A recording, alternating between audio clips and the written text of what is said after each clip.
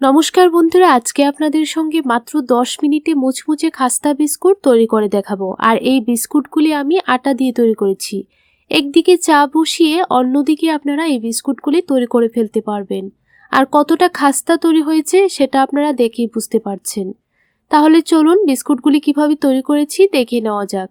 রেসিপিটি ভালো লাগলে আমার এই ছোট্ট চ্যানেলটিকে সাবস্ক্রাইব করে আমার পাশে থাকবেন। বন্ধুরা, বিস্কুটগুলি তৈরি করার জন্য একটা বাটি নিয়ে নিলাম আর একটা চালনি নিয়ে নিলাম। এখন 1 কাপ আটা চালনির উপর দিয়ে দিলাম। কথা বলতে বলতে 1 কাপ আটা চেলে নিয়েছি। আবারও 1 কাপ আটা দিয়ে দিলাম। ভালোভাবে আবারও চেলে নিচ্ছি। এখন যতটুকু আটা নিয়েছি তার 4 ভাগের 1 ভাগ সুজি দিয়ে দিলাম। তাহলে কিন্তু বিস্কুটগুলি খুবই খাস্তা তৈরি হয়। এখন অল্প একটু নুন দিয়ে দিলাম। হাত দিয়ে ভালোভাবে উপকরণগুলিকে মিশিয়ে নিতে হবে। সবগুলি উপকরণ খুব ভালো করে মিশিয়ে নিলাম। এখন একটা বাটির মধ্যে 3 চামচ ঘি ভালোভাবে গলিয়ে নিয়েছি। ভালো করে ঘিটাকে গলিয়ে নিতে হবে আর গরম অবস্থায় ঘিটা ঢেলে দিতে হবে। তাহলে কিন্তু বিস্কুটগুলি খুবই খাস্তা এবং মুচমুচে তৈরি হবে। আর বন্ধুরা, আপনারা চাইলে ঘিয়ের বদলে সাদা তেল দিয়েও কিন্তু ময়ানটা দিতে পারেন। তবে ঘি দিয়ে বিস্কুটগুলি যতটা খাস্তা এবং সুস্বাদু তৈরি হবে, তেল দিয়ে কিন্তু ততটা সুস্বাদু তৈরি হবে না। যখন দেখবেন এইভাবে মুঠো করলে ভেঙে যাচ্ছে না, একটু হাত দিয়ে প্রেস করলে ভাঙছে, তখন বুঝতে হবে ভালো করে ময়ান দেওয়া হয়ে গেছে। এখন একটা বাটির মধ্যে আগে থেকে জাল করা 1 কাপ দুধ দিয়ে দিলাম। এখন সেম কাপ মেপে 1 কাপ চিনি দিয়ে দিলাম। এখন একটু সময় নাড়াচাড়া করে নেব।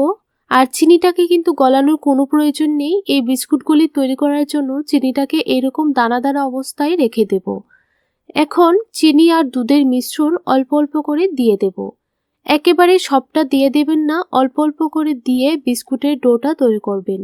দুধটা যদি একেবারে দিয়ে দেন তাহলে ডোটা নরম হয়ে যাবে আর বিস্কুটগুলিও মুচমুচে তৈরি হবে না। আর বন্ধুরা, এই বিস্কুটগুলি কিন্তু আপনারা তৈরি করে 1 মাসের মতো সংরক্ষণ করতে পারবেন। একটা এয়ারটাইট কন্টেনারের ভিতরে রেখে দিলে কিন্তু চলবে। দেখুন, কথা বলতে বলতে ডোটাও আমার মাখা হয়ে গেছে। এইভাবে কিছুক্ষণ সময় মেখে নেব। তারপর ডোটা থেকে ছোট ছোট 3টে লিচি কেটে নিলাম। একটা লিচি নিয়ে নিলাম, একটু মোটা করে বেলে নেব। খুব বেশি পাতলা করে বেলবেন না, একটু মোটা মোটা করেই বেলতে হবে। বিস্কুটের ডোটা যেহেতু একটু শক্ত, তাই সাইডের অংশটা কিন্তু একটু ফেটে যেতে পারে। এখন বিস্কুটগুলি তৈরি করার জন্য একটা বুয়মের মুখ নিয়ে নিলাম। আপনারা চাইলে কুকি কাটার দিয়েও কেটে নিতে পারেন। এখন বুয়মের লিডটা উপরে রেখে একটু প্রেস করে দেব। একইভাবে সবগুলি বিস্কুট কেটে নিয়েছি। এখন যে এক্সট্রা অংশটুকু আছে সেই অংশটা তুলে নিলাম। দেখুন, বিস্কুটগুলি দেখতে ঠিক এইরকম তৈরি হয়েছে।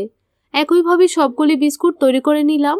এখন চুলার মধ্যে একটা ফ্রাইং প্যান বসিয়ে দিলাম। পরিমাণ মতো তেল দিয়ে দিলাম। তেলটা ভালোভাবে গরম করে নিয়েছি।